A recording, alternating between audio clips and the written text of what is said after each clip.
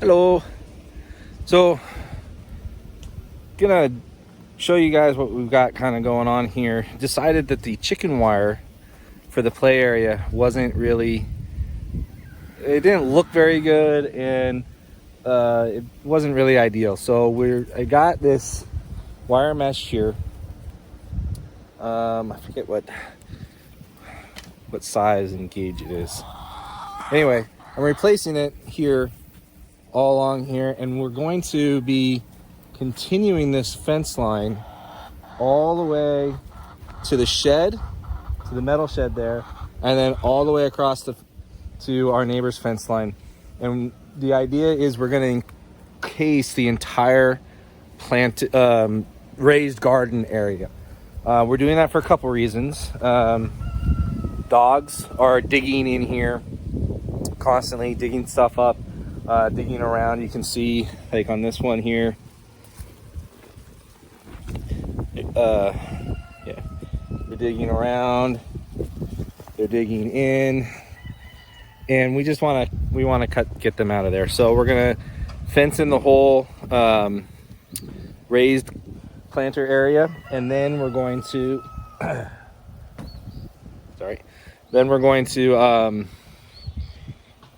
allow the chickens to come in and do their work, especially once we pull up most of the garden for the fall and winter time, so that they can be scratching, digging, adding manure, doing all the things that chickens do that are beneficial for the raised garden area. What I like about this fencing, a lot better than the chicken wire, is that it naturally wants to stand better. It's pretty stout, it's not as flexible, so down here at the bottom, not as easy for like the dogs to push it away. I'm probably going to stake down that little bit, but the rest of it's pretty rigid. You can see we've got our little compost pile going on. She's being vocal today, huh? There's our chicken whisperer going at it. Your chicken donut. Which one is that? Chicken donut. Chicken donut. Chicken donut.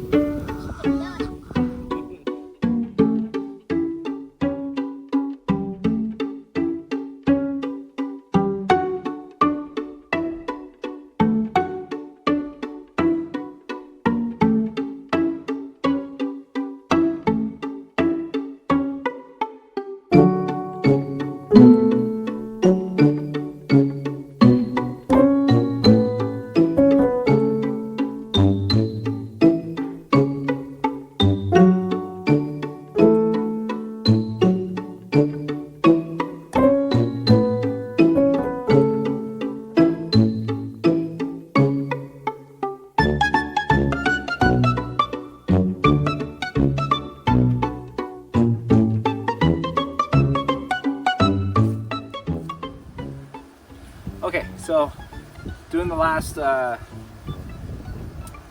of this section of the fence, I just wanted to show you guys what I'm doing here. You may or may not be aware, but these little ties come most of the time with the T-posts. So I got mine at Tractor Supply, and you get a bag of 25 of these for every bundle of 5 T-posts that you get. They have them in larger quantities too, so you can get more, but they're designed to go around the T-post. So I'll hold it back up here so you can see how it's designed. That big loop there, this part here, is designed to go around the T part of the T-post. So the way I'm doing it on this one here is I put one end like this, just on the wire. I actually gotta go on this side of it. Goes around, and you go over the wire there, you grab it with some good pliers, and you just pull it down, and as you loop it around, it draws it tight, or pretty much tight, to the fence and secures your wire there. Now, you can of course use zip ties. There's nothing wrong with zip ties, especially if you're not sure how permanent the situation is going to be. I wanted these ones just to be a little bit more stout and use these, and I've never used them before. So that's why I went with these. Then you just cut the rest of this off. Good set of pliers. We'll have a good wire cutters in there, solid wire cutters. Has no problem snipping this. Snip all the way around here, bend it over, and boom, you've got the end of your fence post. And this part here, from this part over to the shed, is going to be a gate, making this gate 6 feet wide for 2 reasons. One is it saved me having to put another T-post in for the fence for stability, and I also wanted this one a little bit wider because I know I'm going to be wanting to be able to drive my lawnmower and cart through here, and the extra space just gives a little bit more wiggle room to do that with.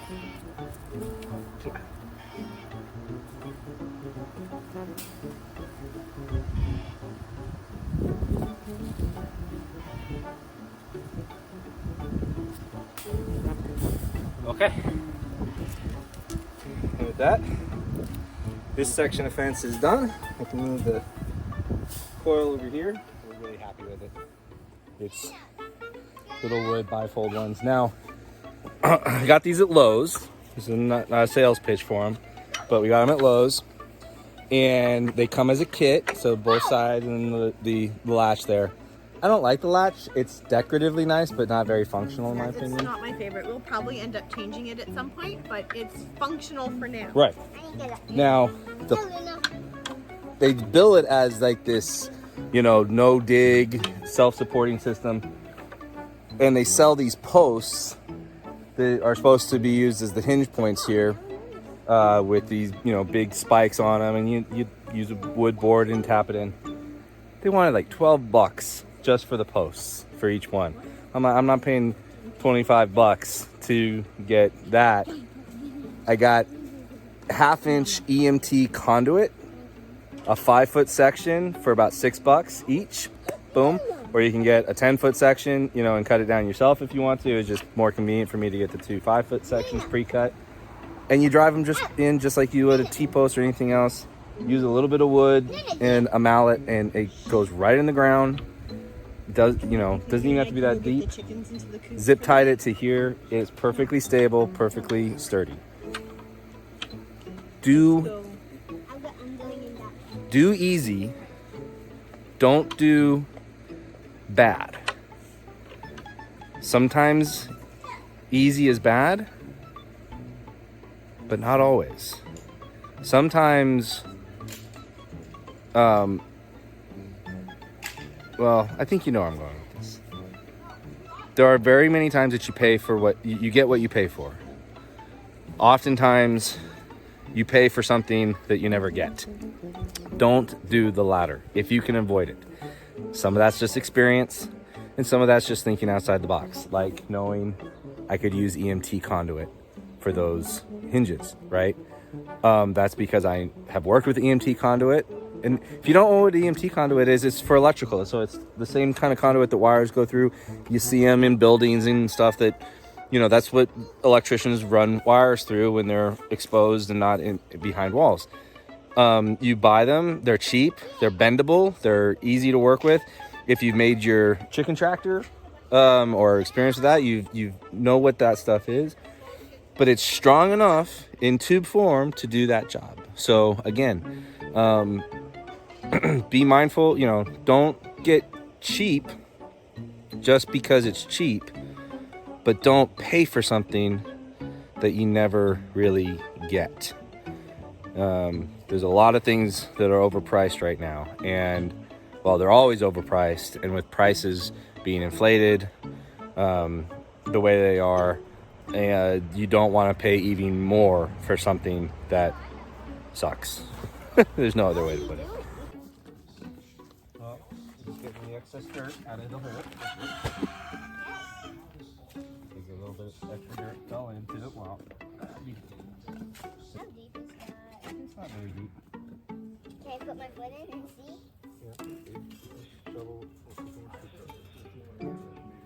Whoa, this is deep. It's getting higher than my knee. Right? It's deep. Whoa. Whoops.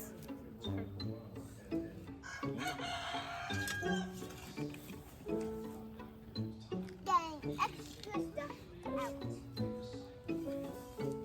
And dirty. Yep. Now, normally you would dig the post deeper, But we're not. the hole. We're not going to on this one because it's not going to be supporting a lot of weight and we're not going to be moving it a whole lot. So all we need to do is put it deep enough with enough concrete around it to kind of just, it'll hold its own weight right there. Okay, so Good enough? I think so. I'm just gonna put the post in like Can this. you get the water in? Yep. Can I do the water? Go ahead and pour all the water in. The whole thing. Might need more. You might need some more, but pour the whole thing in first.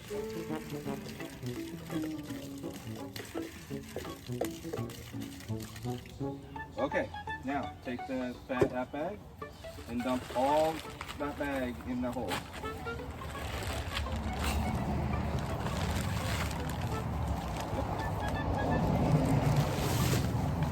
All of it, all of it.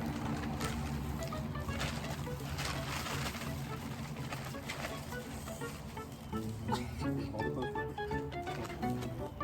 Make sure it gets all the way around. More water. Is that? More water.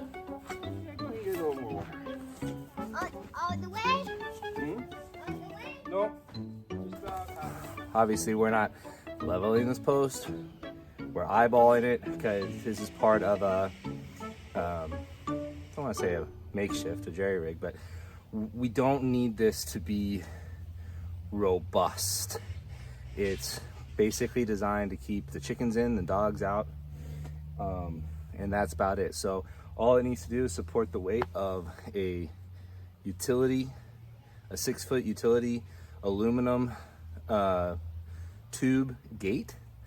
And got it leaning up right there. They're not heavy. It's only 6 feet wide. It's not going to have a huge pitch. And if you notice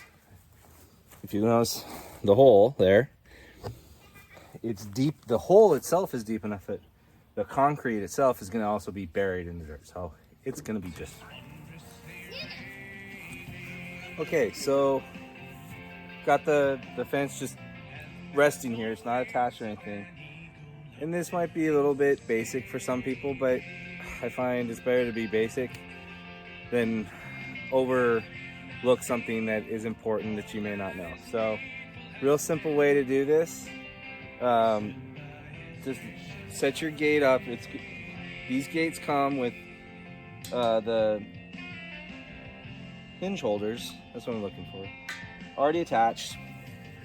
The hinge posts are like this, okay? And these come in different sizes, but they come sized to the gate that you buy. This particular one is about 5/8 thick. Now what I found, I did the other one, is 1/2 inch for a 5/8 screw like this it's doable, but you have to work really hard once you drill that pilot hole to thread this in. There's a lot of bite to it. Now that can be good depending on your application, the length of your gate, how much weight's gonna be on it and everything like that, because it'll hold it more. The gate that I did just over here on this project, I used a 5/8 spade bit to drill the hole, and it almost slides in. You do have to still thread it in, but it almost slides in. Now, this post is smaller diameter than the screw, so it's going to go all the way through. So using a 9/16 bit would probably be the ideal, because it's going to allow the threads of this to bite into the exterior, bite into the hole, the wood more. But I only have a 5/8 bit, and it will work for this because this gate's only 6 feet long. It's an aluminum tube post or gate, so it doesn't have a lot of weight to it. this will stick all the way through, so it'll resist the tendency to sag. And over time, if it doesn't, I can always move the whole location and redo it. So to get the whole location, not rocket science here. Got a little Sharpie here. Got this leaned up against the post. So this is where the gate's gonna rest on the hinge. So obviously, looks like a little pipe. This part's gonna go in the wood. The gate's gonna slip over here and then it'll hinge. So your goal is to have the bottom of this be where you want it to swing, where you want it to pivot. So what I like to do to make sure that the gate's not resting right on the ground is I actually like to mark my hole at the top.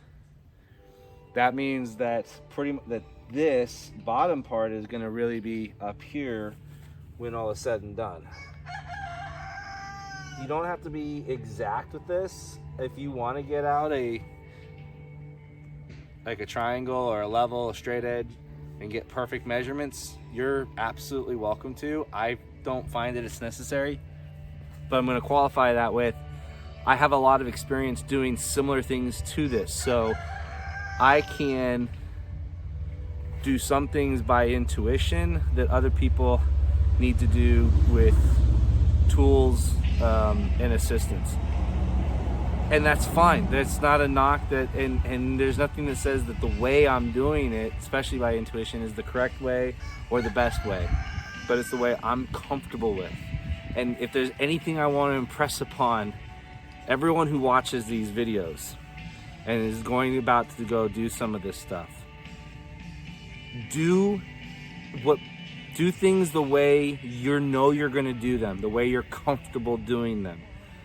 If it's not working, you need to figure something else out. But if it's working, and if it's working sufficient for you, then it's right for you. Okay? When it comes to some of this stuff, there are things that you have to do because that's the way it has to be done. Then most of the things that you do because they're the right ones for you. And that's why you're choosing this lifestyle, is because you want to have more freedom over the way you do things. You want to have more choice over the way you do things. And that's what this is all about, is you do things the way you're comfortable doing things that works for you. All right, so we'll drill these holes, we'll put the hinges on and hang the gate. Hi, Daddy. Hey, kiddo.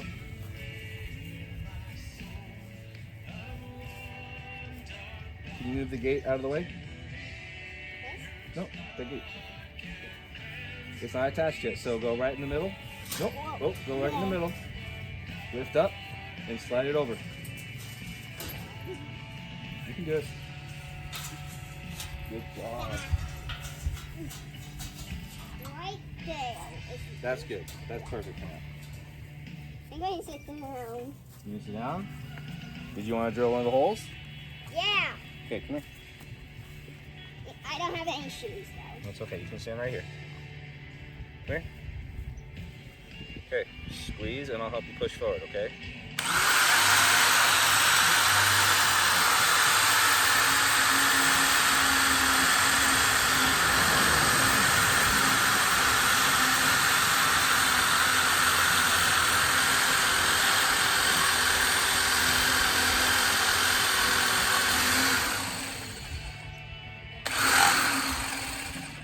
My hands hurt. Okay. You can go back and sit. Thank you. I just wanted to do it one. Yep, good job. So you can see I'm hand threading this in. So it is biting into it. So it does take a little bit of effort. It doesn't just slide right in. You want to try the small one? The lower one? Mm-hmm.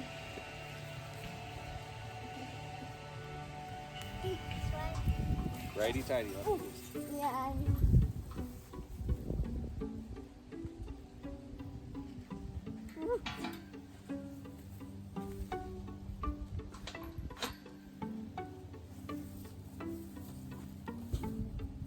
both in. Good job. Does it swing? It's hard because of the door. Well, try it. This gate is installed. Enough for what we need it to do. So that's that. Now, what we have to do still is, so obviously these are too wide.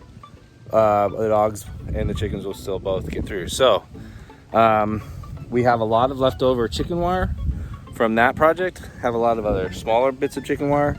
We're basically just going to secure it with zip ties along there to close up those big holes. We'll do the same on that side there.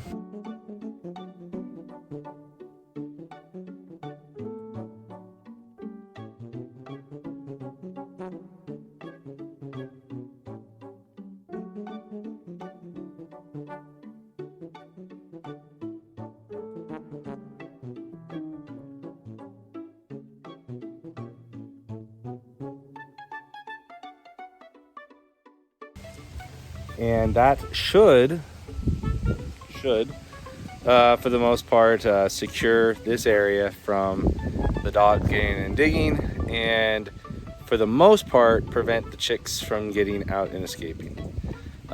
Something I still do need to do, won't be done until then, is this area. But like I said, I'm probably just going to take some 2x3 left over that I have, frame out a simple square, a rectangle, probably use this mesh to fill it in, and basically just make a little slide gate with little brackets so that it can't be pushed out of the way, just lift it up out of the way when we need to. So that's it. Hope you've enjoyed this little project, and I'm sure it'll morph and change from then on in. So till next time, God be with you all in all that you do, and remember, keep the faith and keep up the fight.